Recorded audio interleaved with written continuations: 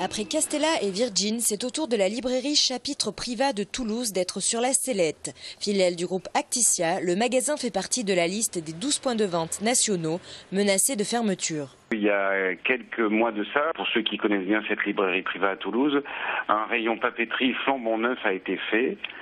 Donc ce projet de fermeture de ce magasin nous choque. Le bout d'argument qui a été annoncé, c'est qu'il ferme les librairies qui ont fait 140 000 € de pertes en 2012. La CGT voit aussi en cette fermeture la volonté pour Acticia de passer au tout numérique, une volonté qui du côté des libraires ne fait pas l'unanimité.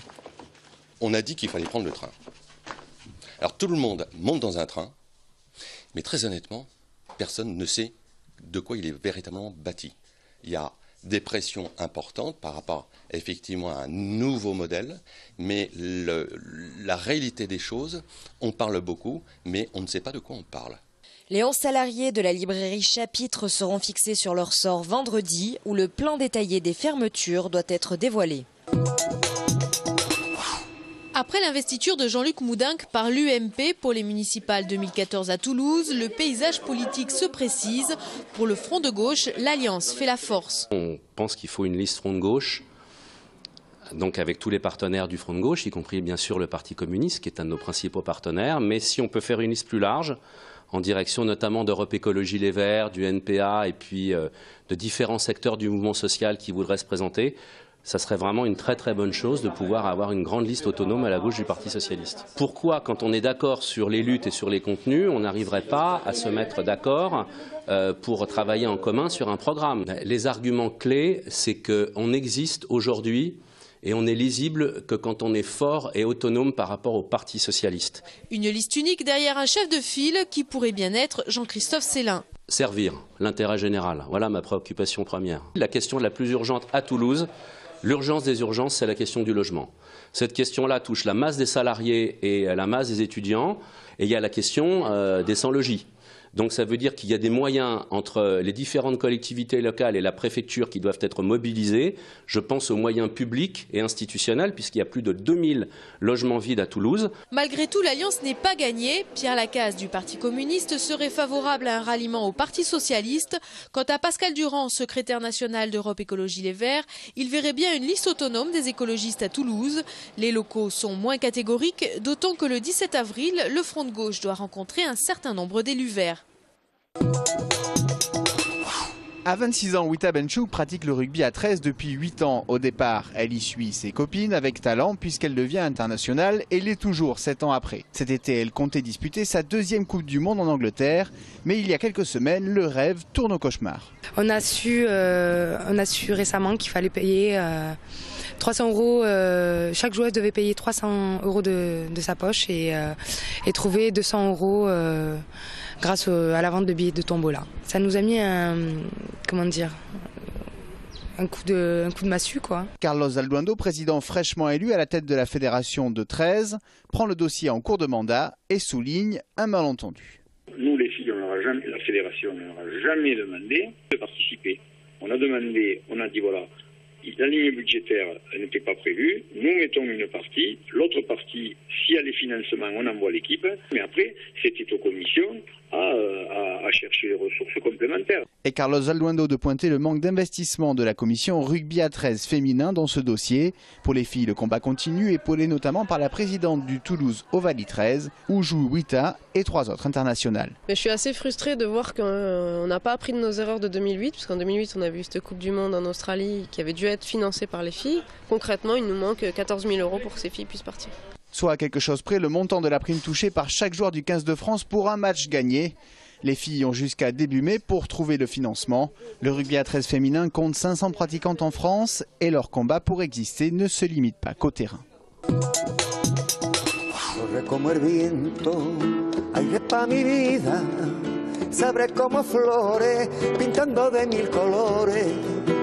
Bernardo Sandoval sera en concert dans l'église de Villemur-sur-Tarn samedi. Il habite dans le coin depuis une quinzaine d'années. Après la fermeture de Molex, jouer et vivre ici a forcément un caractère particulier.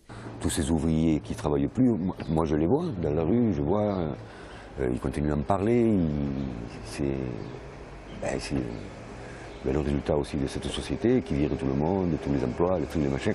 Et c'est vrai que quand on le voit dans un petit village, pour de vrai, c'est super émouvant. Il faut faire très attention parce que bon, on touche vraiment à la dignité humaine, quoi.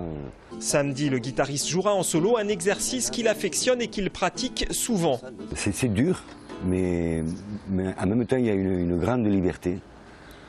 Ça veut dire que si tu ne veux pas faire le refrain, tu ne fais pas le refrain. Si tu as envie de plus jouer de guitare, enfin, il y a vraiment une grande liberté. Il faut jouer beaucoup plus doucement, il faut avoir beaucoup plus d'écoute pour la musique, l'harmonie, comment on place les mélodies. En juillet, Bernardo Sandoval rejouera ici à l'occasion des 1000 ans de Villemur-sur-Tarn. Jusqu'au 15 avril 2013, la Foire internationale de Toulouse se tient au Parc des Expositions. De nombreux camelots étaient donc venus de toute la France pour promouvoir et vendre leurs produits. Un coup sec, si vous appuyez, vous coupez. Plancha, couteaux en céramique, épluches légumes et autres détachants miracles étaient de la partie. J'avais déjà pris un couteau l'an dernier, un petit couteau de cuisine, j'en étais très contente, donc j'ai voulu compléter la panoplie en prenant les 3 autres. Je vous donne un Economoto reverse, il est cadeau. Merci beaucoup. Quand on a envie de quelque chose, je crois qu'on ne regarde pas trop le prix.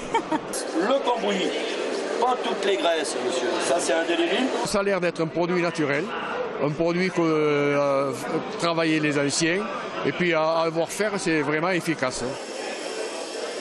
Convivialité et bonnes affaires étaient au rendez-vous, au plus grand bonheur des visiteurs.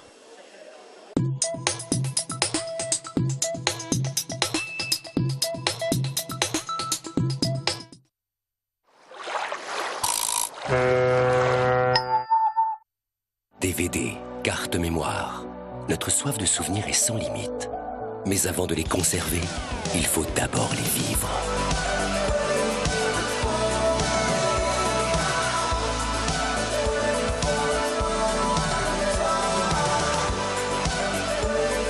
Renault Capture. Vivez l'instant. Renault Capture, à partir de 169 € par mois. Portes ouvertes du 11 au 15 avril. Découvrez les nouvelles solutions pour piloter votre portail.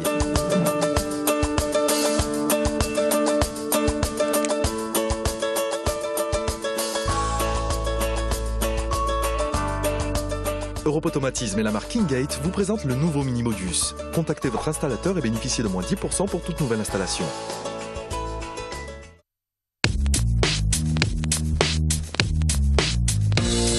Dans les salons, je rencontre des femmes dont les attentes sont de plus en plus précises. C'est pourquoi j'ai créé Jean-Claude Robier Expert, une offre de service à la pointe de la technologie. Du lissage pour retrouver chaque jour des cheveux plus faciles à coiffer, lisses et soyeux, aux extensions pour des cheveux plus beaux, plus longs, plus épais. Dans les salons Jean-Claude Robier, vous bénéficiez des conseils de nos experts en relooking au prix les plus doux et de toutes mes compétences professionnelles au service de votre beauté.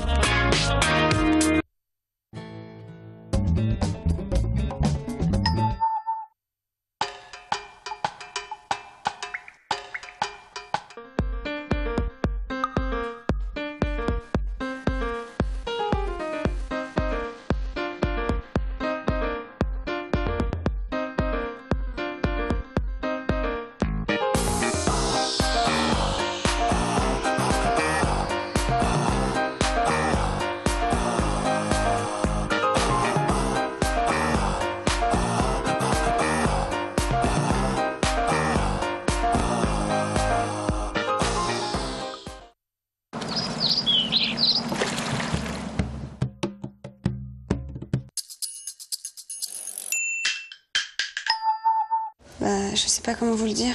Ça peut pas être si grave, hein? Qu'est-ce qui se passe? Je suis myope. Bon on partira pas en vacances et puis c'est tout. Chez Général d'Optique, pas besoin d'être riche pour bien voir. Plus de 1000 montures plus verres à votre vue à partir de 29 €. Général d'Optique, la fin des lunettes chères. Foire internationale de Toulouse du 6 au 15 avril. Une exposition sur le Japon et bien plus encore. On s'y retrouve ?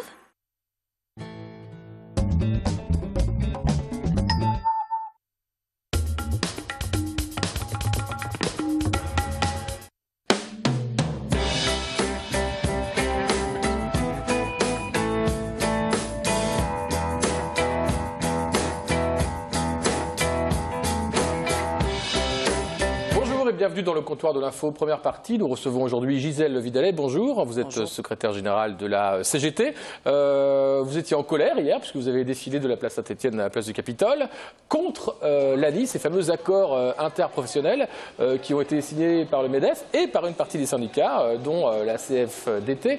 Pourquoi ces accords, pour vous, qui semblent être normalement pour la sécurisation de l'emploi, vous dites c'est de l'insécurité sociale? Tout à fait. Nous pensons que le titre parle de sécurisation de l'emploi, c'est vrai, mais le contenu des articles, y compris de l'ANIM et du projet de loi qui a été votée hier soir, sont néfastes pour le monde du travail et pour les droits des salariés. Mais pourquoi ils sont néfastes? On dit, alors on peut expliquer quelques articles ou quelques décrets, c'est-à-dire qu'en fait, si l'entreprise va mal, elle pourra faire en sorte que ses employés restent dans l'entreprise, ils gagneront peut-être un peu moins, mais au moins l'entreprise pourra continuer et non pas s'arrêter net et faire un licenciement. Oui, c'est ce qui est dit. Mais c'est ce qui avait été dit aussi d'ailleurs au Conti à l'époque lorsqu'ils ont signé un plan de compétitivité emploi. L'entreprise a disparu depuis. Mais pour revenir aujourd'hui au temps présent, le problème qu'il y a, c'est qu'il n'y a aucun contrôle du motif économique ou pas d'un éventuel plan. Ça veut dire qu'un jour un groupe en France qui fait des bénéfices, des énormes bénéfices, s'il a une filiale, ponctuellement, il peut la mettre en difficulté financière. Quand on gère un groupe, c'est faisable facilement. Et à ce moment-là, à partir d'une situation de difficulté financière ponctuelle dans une filiale, on va imposer aux salariés non seulement des baisses de salaire, une augmentation du temps de travail et surtout le fait que l'accord peut déroger au Code du travail. Le Code du travail, pour nous, étant quelque chose qui doit s'appliquer à tous et à toutes. Donc vous voyez bien qu'à un moment donné, il n'y a pas pour les salariés de nouveaux droits qui empêcheraient une éventuelle décision aussi injuste que de faire un plan social alors que le groupe a des bénéfices extraordinaires. En même temps, on a vu le Front de gauche a fait en sorte qu'on décortique un peu le texte et qu'il y a eu quelques aménagements tout de même. Oui, il y a eu des aménagements, mais qui ne changent pas le fond de la loi et le fond de l'ANI. Il y a un aménagement, par exemple, il y a un aménagement qui a été amené sur les cas de mobilité. Donc, on pouvait imposer à un salarié une mobilité dans une entreprise, mais une mobilité qui pouvait s'étendre extrêmement loin de son domicile. Il a été ajouté quand même que s'il y avait un refus, s'il y avait un refus de mobilité, lorsqu'il y a des causes économiques, le salarié pourrait bénéficier des licenciements économiques. Il est à noter quand même que les organisations syndicales qui avaient signé l'ANI avaient signé un texte qui disait que dès lors qu'un salarié refusait une mutation, une mobilité, même à 300 km de chez eux, eh bien, il était licencié sans motif économique. Alors, il y a eu effectivement quelques ajouts qui sont intéressants, mais qui, sur le fond, ne remettent pas en cause la néfasteté de la loi et le fait que le Code du travail, on peut y déroger quand on veut maintenant avec ce projet de loi. Alors vous attaquez les syndicats, donc c'est la CFTC, la CFE-CGC et la CFDT qui ont signé donc, cet accord avec le MEDEF. Pour vous, il y a vraiment une crise du syndicat là en ce moment? C'est-à-dire qu'il y a deux fronts qui s'affrontent? Non, sur ce sujet-là... qui doit être fondamental, semble-t-il. Bien sûr, pour nous est fondamental, mais s'il y a des organisations syndicales différentes en France, c'est que nous n'avons pas la même perception, ni de la situation, ni des solutions à apporter aux difficultés sociales dans lesquelles nous sommes. Donc il y a des organisations syndicales différentes. En même temps, moi je pense que les organisations syndicales peuvent aussi se tromper. Et moi je pense que les trois organisations signataires de l'accord avec le MEDEF se sont trompées quant à l'objectif, ou en tout cas à ce que va amener donc cette ANI et la loi maintenant en termes de plus pour les salariés. Moi je pense qu'ils se sont trompés et on verra bien malheureusement, on va continuer nous, on va continuer, ça passe au Sénat maintenant, on va continuer la bagarre, il y a le 1er mai, mais je pense que si on n'arrive pas à gagner aujourd'hui, elles s'apercevront très rapidement, ces organisations syndicales, qu'elles ont signé à un moment donné un arsenal supplémentaire pour le patronat, pour licencier sans finalement avoir d'entrave au licenciement. Est-ce que vous avez l'impression que le grand public n'a pas été assez informé et qu'il sera informé le jour où voilà, cet accord pèsera sur l'entreprise tel ou tel en France ? Oui, je pense que non seulement le grand public, mais je crois aussi que certains élus ou parlementaires qui ont voté le texte hier ne connaissent pas la totalité des articles et ne connaissent pas non plus, malgré le débat qu'il y a eu, ne connaissent pas non plus les incidences que ça va avoir sur les salariés. Pourtant, il y a quelques gens du PS qui n'ont pas voté ou qui se sont abstenus. Bien sûr, je ne dis pas que tous les parlementaires, la grosse majorité des parlementaires connaissent le texte, y compris notamment ceux qui étaient d'ailleurs au Parlement, parce qu'il y a beaucoup qui n'y étaient pas pour discuter. Mais ceux-là le connaissent. Mais il y a beaucoup de parlementaires qui ont découvert quand même le contenu et le grand public ne connaît pas. On s'est arrêté au titre. Le titre, c'est sécurisation de l'emploi, alors que ce n'est pas vrai. Généralisation des complémentaires santé, mais là, on peut aussi en discuter. Droit rechargeable pour le chômage, par exemple. Là, c'est pareil, c'est la poudre aux yeux, dans la mesure où il y a une enveloppe qui ne bouge pas. Et on va expliquer aux gens que finalement, s'ils ont des périodes qui alternent chômage et travail, eh bien, ils percevront plus longtemps leur indemnité. Sauf que quand le gâteau, il fait 1 kilo, et bien, quand on le partage, plus il y a de chômeurs, plus les parts sont petites au gâteau. Vous dites que les enveloppes budgétaires pour ça, justement, pour sécuriser, n'existent pas? Non seulement, peut les aménager. Non seulement elles n'existent pas, mais les modalités, ou alors, comment dire,